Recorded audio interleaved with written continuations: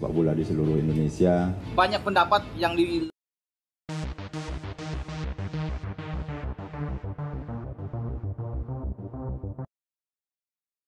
Usaha keras 7 pemain diaspora yang datang ke Jakarta untuk mengikuti seleksi timnas Indonesia U17 terhenti dengan keputusan untuk mencoret mereka menjelang Piala Dunia U17.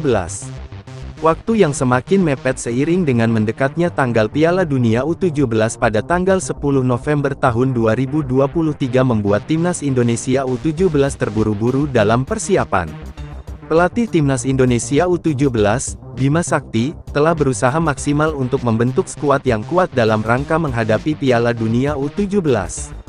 Ia telah memanggil alumni timnas Indonesia U16, melakukan seleksi pemain dari berbagai daerah di Indonesia, termasuk mengundang pemain diaspora dari luar negeri.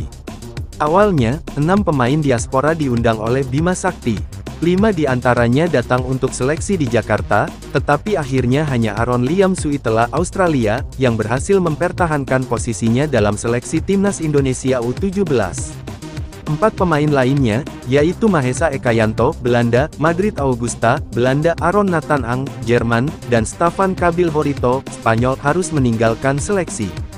Kemudian, 3 pemain diaspora lainnya juga diundang untuk seleksi, tetapi mereka pun harus kembali ke negara asalnya setelah tidak berhasil memenuhi kriteria. Pencoretan begitu banyak pemain diaspora yang sudah diundang oleh Bima Sakti menuai kebingungan. Banyak yang mempertanyakan mengapa pemain-pemain ini dipanggil jika akhirnya dicoret, terutama karena beberapa di antara mereka memiliki pengalaman bermain di Eropa. Salah satu contoh yang mencuat adalah Altaf Fawaz Khan, mantan Akademi Barcelona, yang setelah tidak lolos seleksi di timnas Indonesia U17, justru mendapatkan beasiswa untuk bermain di klub Schalke 04. Banyak penggemar sepak bola yang mengkritik keputusan ini melalui komentar di media sosial. Penting untuk dicatat bahwa pemain lokal tetap memerlukan pengalaman internasional, mengingat Piala Dunia U17 akan dihadiri oleh para pemain muda terbaik dari berbagai negara di seluruh dunia.